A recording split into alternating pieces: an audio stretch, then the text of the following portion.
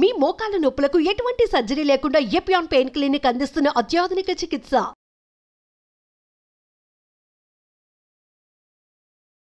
Hello yes, welcome to Suman TV. ప్రస్తుతం మనతో పాటు ఉన్న డాక్టర్ మాలతి శ్యామల గారు. So Sri Konijeti Rosaiah government nature cure hospital నుంచి సూపరింటెండెంట్ మేడంతో మాట్లాడేద్దాం. నమస్తే మేడం. నమస్తే అండి. సో మేడం, ఒబేసిటీ ఎక్కువ ఉన్న వాళ్ళు, బాగా ఓవర్ వెయిట్ ఉన్న వాళ్ళు వెయిట్ లాస్ జర్నీ చేస్తూ ఉంటారు. కానీ అయినా కానీ వీళ్ళు ఏంటంటే 1 month అయినా 2 months అయినా, ఈవెన్ దో 3 months అయినప్పటికీ మాలో రిజల్ట్స్ లేదు అని చెప్పేసి నిరుత్సాహపడిపోయే వాళ్ళు ఉంటారు. ఈ జర్నీ చేస్తున్నప్పుడు వెయిట్ లాస్ జర్నీలో ఏమైనా మిస్టేక్స్ ఏమైనా చేస్తారా, లేకపోతే వాళ్ళ బాడీ తత్వం అంతే అనుకోవచ్చు అంటారా? దీంట్లోనండి ఒకటి వాళ్ళ బాడీ తత్వం కూడా ఉంటుంది. కొంతమందికి చిన్నప్పటి నుంచే ఫ్యాట్ సెల్స్ కొంచెం ఎక్కువగా ఉంటాయి, ఒబేస్ సెల్స్ అని అంటాము. అవి ఎక్కువగా ఉంటాయి అన్నమాట కొంతమంది లోపల. కొంతమందికి ఏం చేస్తారంటే విపరీతమైన ప్రయత్నం చేస్తారు, కానీ మధ్య మధ్యలో ఏదైనా ఆటంకాలు వచ్చాయనుకోండి దాన్ని బ్రేక్ చేస్తూ ఉంటారు. ఓకే, అట్లా కూడా జరుగుతూ ఉంటుంది. ఈ రోజు కాదులే, ఈ రోజుకి అయిపోయి నెక్స్ట్ డే చూద్దాంలే అట్లా అట్లా అనుకుంటూ ఉంటారు.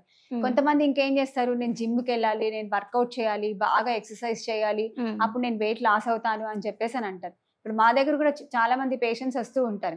వాళ్ళు ఏం చేస్తారు అని అంటే, ఫర్ ఎగ్జాంపుల్ నాకు 95 kg వాళ్ళు ఉన్నారనుకోండి, 95 kg వాళ్ళు వస్తారు, ట్రీట్మెంట్ తీసుకుంటారు, బానే ఉంటుంది, అంతా అయిపోతుంది. అయిపోయిన తర్వాత ఇప్పుడు చెప్పినటువంటి విధానం అంటే హాస్పిటల్లో ఏదైతే చెప్తామో ఆ విధానాన్ని వాళ్ళు పాటించరు అనమాట. మధ్యలో బ్రేక్ ఇచ్చేస్తుంటారు, మళ్ళీ మొదటికి వస్తారనమాట.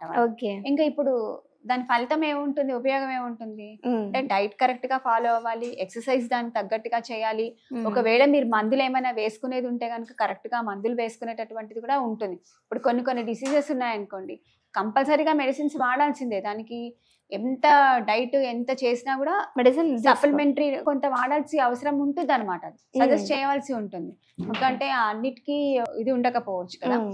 సో దానికి అట్లా కూడా వాళ్ళు ఒబేసిటీ మళ్ళీ తిరిగి వచ్చేటటువంటి అవకాశం ఉంది. కాకపోతే మెయిన్ గా నెగ్లిజియన్స్, అంటే ఈ రోజు కాదులే, రేపు చేద్దాంలే, రేపు ఇంకొకటి చేద్దాంలే అని. ఇంకొకటి ఏమైపోతుంది అని అంటే, లేట్ నైట్ డిన్నర్స్ చేస్తున్నారు ఇవాళ రేపు. యాక్చువల్ గా ఈ లేట్ నైట్ డిన్నర్స్ ఎప్పుడు వచ్చేసాయి, ఎప్పుడైతే ఈ ఉద్యోగ వ్యవస్థ మారిపోయిందో అప్పుడు లేట్ నైట్ ఎక్కువైపోయింది. మనకి సూర్యుడు ఉన్నప్పుడే కదా ఆహారం కరెక్ట్ గా జీర్ణం అయ్యేది. అందుకే చెప్తున్నారు కదా 6 గంటల తర్వాత ఏమి తినొద్దు. అంటే కొన్ని ప్రదేశాలలో 6 తర్వాత ఏమి తినరు. మనమే ఇక్కడ 9 వరకు డిన్నర్ టైం, 8 వరకు డిన్నర్ టైం అని మనం పెట్టుకుంటాం అటువంటిది. సో ఎప్పుడైతే సూర్యరశ్మి తగ్గిపోతూ ఉంటుందో జఠరాగ్ని కూడా తగ్గిపోతుంది. అందుకే చూడండి, పొద్దునే ఆకలేసినంతగా సాయంత్రానికి ఆకలి అవ్వదు, తగ్గిపోతూ వస్తుంది. అందుకే డిన్నర్ మనం కొంచెమే చేస్తాము, లంచ్ ఎక్కువ తీసుకుంటాము కదా, అది అందరికీ సహజమైన తెలిసినటువంటి విషయం. సో లేట్ నైట్ డిన్నర్స్ ఎక్కువ చేస్తున్నారు. మధ్యరాత్రి 12ంటికి 1 గంటకి 3ంటికి కూడా అన్నం తినేటటువంటి వాళ్ళు ఉన్నారు. సో అలాగా చేస్తూ ఉంటే 4 AM బిర్యానీ అంటూ ఇలా బయటకు ఒక దేశంలో అది జరుగుతుంది అనేసనంటే ఆ దేశానికి అది పొద్దున, మనకి రాత్రి. ఆ ఆలోచన రావాలి ఫస్ట్ ఆఫ్ ఆల్. ఇవాళ రేపు యంగ్స్టర్స్ లో మెయిన్ గా ఎవరైతే ఈ నైట్ డ్యూటీస్ చేసేటటువంటి వాళ్ళు, ఈ రకమైన ఉద్యోగానికి అలవాటు పడ్డ వాళ్ళు, కొంచెం వాళ్ళకి ఒక చిన్న అవగాహన రావాలన్నమాట. ఏంటి అని అంటే, మనకి చేసేటటువంటిదేమో పొద్దున పూట అవుతుంది, వాళ్ళకి అక్కడ పొద్దున అవుతుంది, మనకి రాత్రి అవుతుంది. సో మనం ఏం చేస్తున్నాము, అక్కడ పని చేస్తున్నాం కరెక్టే, కానీ ఆహారం కూడా వాటితో సమానంగా తీసుకుంటున్నాము అని అంటే మన బాడీ తత్వం ఉండదు అనుకుంటా కదా. ఆబ్వియస్లీ మనకి తప్పకుండా ఒబేసిటీ అనేటటువంటిది ఎలా వద్దన్నా వస్తుంది. ఇంకొకటి ఏంటి అని అంటే, ఎప్పుడైతే మనం పని చేయాలో ఆ టైం లోపల పడుకుంటున్నాం, రాత్రంతా ఉద్యోగం చేస్తున్నాం, పొద్దునంతా పడుకుంటున్నాం.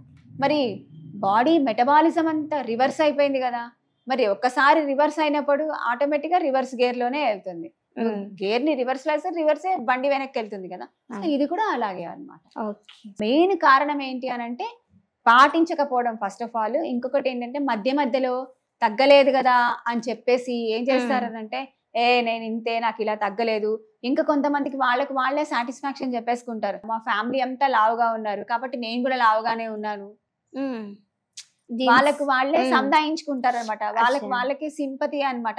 అందరు ఉన్నారు కదా, నేను కూడా ఏంటి అని అన్నట్టే నడిచిపోతూ ఉంటుంది. కానీ దానివల్ల ఏమేమి ప్రాబ్లమ్స్ వస్తున్నాయి అనేటటువంటిది వచ్చిన తర్వాత అర్థమవుతుంది. ఓకే. అంటే ప్రాబ్లమ్స్ అంటే మనం ఏమనుకోవచ్చు మేడం? ప్రాబ్లమ్స్ ఇప్పుడు ఒబేసిటీగా ఉన్నారనుకోండి, మ్మ్. ఆటోమేటిక్గా డయాబెటీస్ వస్తుంది, అవును. దాని తర్వాత హైపర్ టెన్షన్ వస్తుంది, cholesterol, first of all cholesterol పెరుగుతూ వస్తుంది, దాని తర్వాత హార్మోనల్ ఇంబ్యాలెన్సెస్ జరుగుతాయి. అవును. ఇంకా ఆడవాళ్ళలో అయితే ఇన్సులిన్ రెసిస్టెన్సీ పీసీఓడి వస్తుంది, పీసీఓడి వస్తాయి, ఇన్ఫర్టిలిటీ వస్తుంది.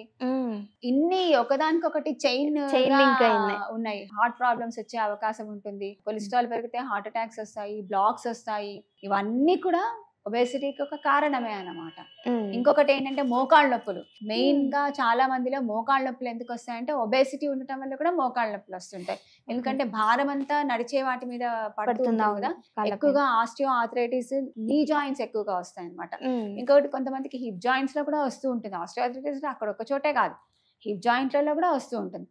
సో ఒబేసిటీని భరించలేక పెయిన్స్ అన్ని ఎక్కువైపోతుంటాయి. ఎప్పుడైతే ఒబేసిటీ తగ్గుతారనుకోండి, వెయిట్ తగ్గుతారు, ఆటోమేటిక్ గా నడవడం ఈజీ అవుతుంది. సో మేడం, దీనికి ట్రీట్మెంట్ విధానం తీసుకోవడం బెస్ట్ అంటారా? అంటే సప్లిమెంట్స్ గురించి మాట్లాడుకున్నాం మనం, అంటే చాలా వరకు ఏంటంటే మెడిసిన్ అనేది ఎక్కువ అయిపోతుంది. ఒక్కసారి మనం ఏదైనా చెప్పామనంటే మెడిసిన్ త్రూనే వెళ్ళే వాళ్ళు ఉంటారు. ఈ డైట్ అంతా వదిలేస్తారు, ఎక్సర్సైజెస్ వదిలేస్తారు, మెడిసిన్స్ ఒకటి తీసుకునే వాళ్ళు ఉంటారు. సో ఇలాంటి వాళ్ళు ఏమైనా ప్రాబ్లమ్స్ ఫేస్ చేసే అవకాశం ఉందంటారు? అసలు ఒబేసిటీకి మెడిసిన్ లేదండి. ఒబేసిటీకి ఇప్పటి వరకు ఎవరు మెడిసిన్ కనుక్కోలేదు. ఈ మందు తీసుకుంటే నువ్వు తప్పకుండా వెయిట్ లాస్ అవుతావని ఎక్కడా లేదు. ఇప్పుడు బీపీకి మెడిసిన్ ఉంది, బీపీకి మెడిసిన్ వేసుకుంటే నీకు బీపీ కంట్రోల్ అవుతుందండి. డయాబెటీస్ కి నీకు శరీరంలో చక్కెర శాతం కంట్రోల్ అవుతుంది అని చెప్పి ఒక మెడిసిన్ అనేటటువంటిది వచ్చింది. ఈవెన్ ఇప్పుడు క్యాన్సర్ కూడా మనకి మెడిసిన్స్ వచ్చాయి, మనం చూసుకుంటున్నాం. కానీ ఒబేసిటీకి ఎక్కడా మెడిసిన్ రాలే. చాలా మంది అడ్వర్టైజ్మెంట్స్ చేస్తున్నారు, అవన్నీ ఏవి కావండి, అవన్నీ ఏది కూడా మనకి అది కాదు. ఇంకో కొంతమంది సర్జరీస్ చేయించుకుంటూ ఉంటారు, ఒబేసిటీ ఉన్నాం కదా అని చెప్పేసి సర్జరీస్ చేయించుకుంటూ ఉంటారు. సర్జరీ చేయించుకుంటారు, చేసుకునే వాళ్ళు చేయించుకుంటూ ఉంటారు, that is a different thing. కానీ మెడిసిన్ అనేటటువంటిది అయితే ఒబేసిటీకి ఇప్పటి వరకు రాలేదు. సో దానికి ఏంటి అని అంటే ప్రత్యామ్నాయంగా మనం ఏం చేసుకోవచ్చు అని అంటే డైట్ ఒకటి ఫాలో అవ్వాలి, కంపల్సరీగా ఎక్సర్సైజ్ చేయాలి. రోజుకి 1 గంట సేపు ఎక్సర్సైజ్ చేయాలి. అది ఏ ఎక్సర్సైజ్ అయినా కానివ్వండి, వాకింగ్ అయినా చేయొచ్చు, లేకపోతే యోగా ప్రాణాయామాన దాంతోనైనా చేయొచ్చు, లేదు మీరు జిమ్ కైనా వెళ్ళొచ్చు. ఏదో ఒక రకంగా అంటే మన శరీరంలో ఉన్నటువంటి అధికమైనటువంటి కొవ్వుని, అధికమైనటువంటి చక్కెర శాతాన్ని దాన్ని నియంత్రణం చేసుకోవడం కోసం అనేటటువంటి దానికోసం మనం ఎక్సర్సైజ్ అనేది చేయాలి. ఎంత ఎక్సర్సైజ్ చేస్తూ ఉంటే అంతగా మనకి షుగర్ లెవెల్స్ కంట్రోల్ అవుతాయి, ఒబేసిటీ రాకుండా, ఓవర్ వెయిట్ ఉన్నా కూడా మనం తగ్గడానికి అవకాశం ఉంటుంది అన్నమాట. Okay madam. చాలా మంది రకరకాల డైట్లు ఫాలో అవుతున్నారు. ఇప్పుడు 7 days మీలు, 11 రోజుల మీలు, ఇంకో 24 రోజుల మీల్స్, ఏవో అన్ని రకరకాలుగా పేరు పెట్టుకొని ఎవరి దూరం వాళ్ళు ఫాలో అవుతున్నారు. కానీ నేను ఒకటి చెప్తాను, 40 years దాటిన వాళ్ళు తప్పకుండా ఒక పూట భోజనం చేసి, ఒక పూట భోజనం అంటే కుక్కుడ్ మీల్ ఏదైనా కాదు, రొట్టె కావచ్చు, అన్నం కావచ్చు, ఏదైనా సరే ఒకటి చేసి సాయంకాలం మాత్రం ఫ్రూట్స్ సలాడ్స్ తీసుకొని, లేదు అది కూడా మేము ఉండలేము అనుకుంటే ఇంకా మధ్య మధ్యలో ఆకలేసి ఫ్రూట్ జ్యూసెస్ తీసుకొని, కొబ్బరి నీళ్ళు తీసుకోవచ్చు, ఫ్రూట్ జ్యూసెస్ తీసుకోవచ్చు, మజ్జిగ తీసుకోవచ్చు.